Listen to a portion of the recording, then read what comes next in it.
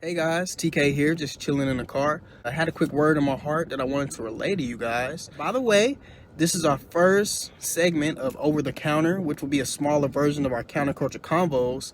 We've already dropped our first one. If you haven't checked that out yet, I encourage you to do so. A lot of impactful points. There will be a link here in the video. But yeah, to get on to what we're talking about today is differentiating between God's standard and the world standard. And in order to do that, we have to recognize what that looks like. And there's a passage in the Bible that communicates that very clearly, very elegantly. It's in Galatians chapter 5, starting at verse 13. I believe it goes to 26.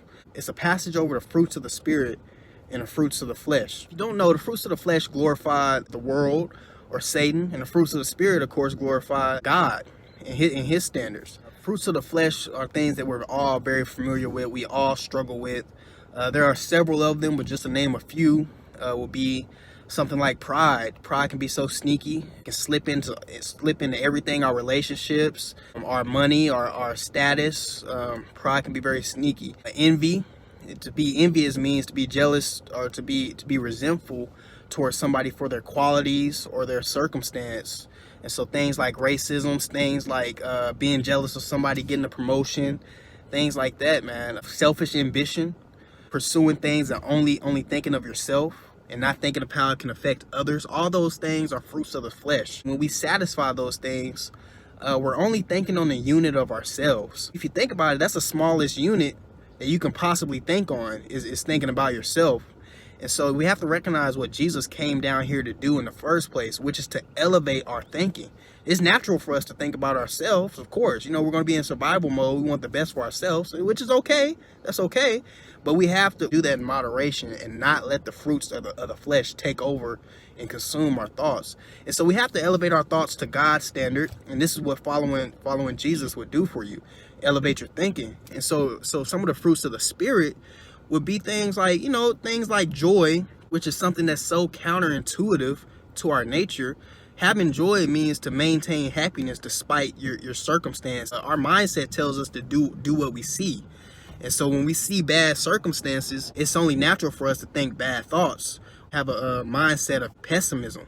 But in reality, we as Christians have a different standard. So we have to recognize to walk in our fruits of the Spirit, which would be joy. Another fruits of the Spirit would be love. To love others through whatever treatment that they're giving back to you.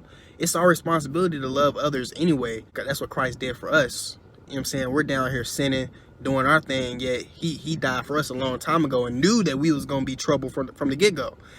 So we have to recognize walking in the fruits of the Spirit, love, joy, peace. To be peaceful means to be free from disturbance or tranquility. If you're okay with being in conflict with somebody, or if you're okay with the conflict going on, there's a problem there. And we have to recognize which spirit we're walking by. And so a lot of little things like that, a lot of little circumstances, we can always evaluate which direction we're going to take. Because every situation in life is going to present us with the choice. We can choose to walk by the Spirit or we can choose to walk by the flesh. That's how I wanted to encourage you guys today.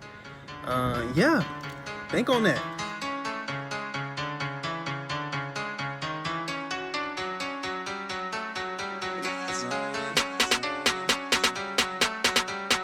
Hey,